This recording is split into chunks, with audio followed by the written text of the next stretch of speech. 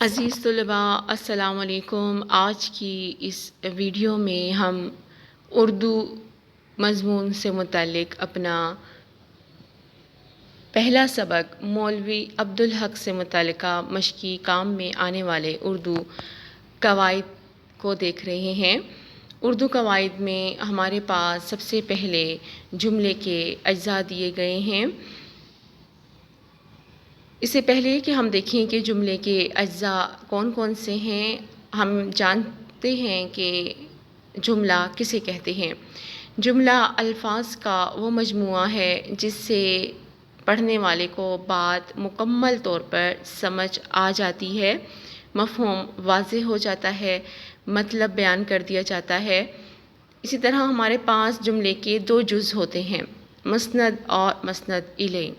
اب مسند الیہ کیا ہے؟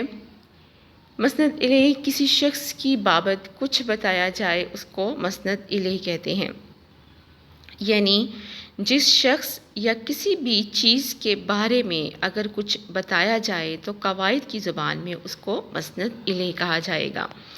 اسی طرح مسند دیکھتے ہیں کہ مسند کیا ہے؟ کسی بھی شخص کے بارے میں جملے میں جو کچھ بھی بتایا جائے اس کو مسند کہتے ہیں۔ آپ آسان الفاظ میں یہ سمجھ لیں کہ جس جملے میں کوئی بات ثابت کی جا رہی ہو اس کو مسند کہتے ہیں، اور جس جملے میں جس کے لیے جو بات ثابت کی جا رہی ہے اس کو مسند الیہ کہتے ہیں۔ اسی طرح ہمارے پاس جملے کے دو اقسام ہیں۔ ہمارے پاس جملے کی دو اقسام میں سے پہلی قسم جملہ اسمیہ ہے، جس جملے کا مسند الیہ اور مسند دونوں اسم ہوں، یعنی ایسا جملہ جس کے اندر مسند یعنی کہ جس جملے میں جو کوئی بات ثابت کی جائے اور مسند الیہ جس کے لیے ثابت کی جائے، اگر تو وہ دونوں اسم ہیں تو ہم اس کو جملہ اسمیہ کہتے ہیں۔ جملہ اسمیہ کو پہچاننے کی ایک اور بھی بہت بڑی ایک نشانی ہے، علامت ہے کہ مسند اگر اسم ہے یا صفت ہے تو بھی وہ جملہ اسمیہ ہوگا، یعنی کہ اگر اس میں مسند کسے کہتے ہیں؟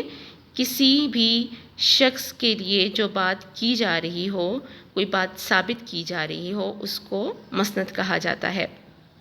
تو اگر مسند اسم ہے یا صفت ہے تو وہ جملہ اسمیہ ہے۔ اور جملہ فعلیہ کیا ہے؟ جس جملے کا مسند الیہ تو اسم ہو مگر مسند میں کوئی فعل پایا جائے۔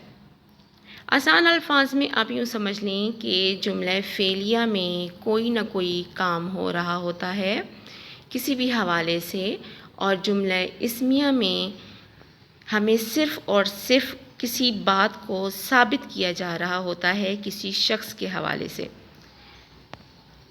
جملہ اسمیہ کے پھر ہمارے پاس تین اجزاء ہیں، مبتدا، خبر اور فعل ناقص۔ دراصل جملے میں موجود مسند الیہ کو ہم مبتدا کہتے ہیں، مسند کو خبر کہتے ہیں، اور جملے میں آنے والے وہ فعل جو کسی خبر کو پورا کرنے کے لیے کسی دوسرے کلمے کا محتاج ہوتے ہیں اس کو فعل ناقص کہا جاتا ہے۔ فعل ناقص ہمارے پاس بہت سے ہیں، ہیں، تھے، ہوں، ہوں گے، ہوں گی، ہو گیا، بن گیا، تھیں، رہیں، نکلے، یہ تمام فعل ناقص ہیں۔ تو مبتدا ہمارے پاس پہلا جز ہے۔ مبتدا ہم کسے کہتے ہیں؟ جو مسند الیہ ہے ہمارے پاس، وہ ہمارے پاس جملہ اسمیہ میں جا کر مبتدا بن جاتا ہے۔ اسی طرح ہمارے پاس جو مسند ہے وہ ہمارے پاس خبر ہے، خبر کو مسند کہا جاتا ہے۔ جملہ فعلیہ کے اجزاء دیکھ لیتے ہیں۔ جملہ فعلیہ کے اجزاء چار ہیں، فاعل، علامت فاعل، مفعول اور فعل، یعنی جس جملے میں کوئی بھی کام ہو رہا ہے، ہو چکا ہے، کوئی کام کر رہا ہے تو اس کا مطلب ہے وہ جملہ فعلیہ ہے۔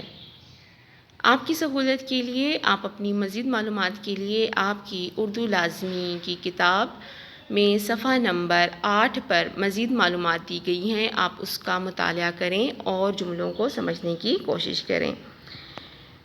پھر ہم دیکھتے ہیں کہ اب ہم نے ترکیب نحوی کیسے کرنی ہے اور ترکیب نحوی کہتے کس کو ہیں، یعنی کہ جملوں کے اجزاء اور جملوں کی اقسام کو سمجھ لینے کے بعد ہم دیکھتے ہیں کہ ترکیب نحوی کیا چیز ہے۔ کسی جملے میں الفاظ کے باہمی تعلقات کے ظاہر کرنے کو ترکیب نحوی کہتے ہیں۔ آسان الفاظ میں آپ یوں سمجھ لیں کہ کسی جملے میں الفاظ کے آپس میں کیا رشتہ ہے، آپس میں ان کا کیا تعلق ہے، آپس میں ان کا جوڑ توڑ کیا ہے، وہ اس کا آپس کا جو تعلق ہے، وہ جو چیز ظاہر کر رہا ہے ہمیں اس کو ترکیب نحوی کہتے ہیں۔ اب فعل، فاعل، مفعول، متعلق فعل، مبتدا، خبر، فعل ناقص، جار، مجرور، مضاف، مضاف الیہ، صفت، موصوف کو الگ الگ کرنے کو ترکیب نحوی کہتے ہیں۔ یعنی کہ ہم نے جملے میں دیکھنا ہے کہ آیا کوئی بھی صرف مبتدا، خبر، مسند، مسند الیہ، فعل ناقص کس صورت میں آئے ہیں، ان کی ترتیب کیا ہے۔ مثال کے طور پر ہمارے پاس ایک جملہ ہے میرا احمد شاگرد، تو یہ ایک بے ترتیب جملہ ہے، ایک بے ترتیب ہمارے پاس جملہ ہے جس کی ہمیں ترتیب سمجھ نہیں آ رہی، مگر اس کی جب ہم ترتیب کریں گے کہ احمد میرا شاگرد ہے، احمد میرا شاگرد ہے۔ اب اسی ترتیب کو ہم نے دیکھتے ہوئے تمام اجزاء کو الگ الگ کر کے جب ہم ظاہر کرتے ہیں کہ اس میں احمد کیا ہے، میرا کس صفت میں شامل ہو رہا ہے، شاگرد اور ہے کیا ہے، تو ان تمام اجزاء کو الگ الگ جب ہم ظاہر کرتے ہیں کہ وہ کلمے میں کس ترتیب سے آئے ہیں تو اس کو ترکیب نحوی کہا جاتا ہے۔ اب ہم آپ کی سہولت کے لیے دیکھ لیتے ہیں آپ کے اردو لازمی کتاب کے صفحہ نمبر 18 پر موجود اس صفحے کو، جس میں ہمیں کہا جا رہا ہے کہ آپ پڑھ چکے ہیں کہ جملہ اسمیہ کے اجزاء یہ ہیں مبتدا، خبر اور فعل ناقص، اور جملہ فعلیہ کے اجزاء یہ ہیں فاعل، علامت فاعل، مفعول اور فعل۔ جملہ اسمیہ کی ترکیب نحوی یوں ہوگی، یہاں پر ہمارے پاس ایک جملہ ہے گلاب کا پھول خوبصورت ہے۔ اب آپ یہاں پر دیکھ رہے ہیں کہ گلاب کا پھول، گلاب، پھول، یہ دونوں ہمارے پاس اسم ہیں، ٹھیک ہے، یہ دونوں ہمارے پاس اسم کی صورت میں ہیں، تو ہمارے پاس بیچ میں کیا ہے، حرف اضافت موجود ہے۔ آپ جانتے ہیں کہ کا، کے یہ تمام حروف حرف اضافت ہیں۔ اب ہمیں یہ بھی پتہ چل گیا کہ اس جملے کے اندر حرف اضافت موجود ہے، دو اسم موجود ہیں، فعل ناقص موجود ہے، اور پھر سب سے بڑی بات یہاں پر صفت موجود ہے، خوبصورت، جس کو ہم جملہ اسمیہ میں خبر کہتے ہیں۔ یہاں صفت موجود ہے۔ اب ہم نے جان لیا کہ یہ جملہ اسمیہ ہے۔ سب سے پہلے ہم نے جملے کی پہچان کرنی ہے۔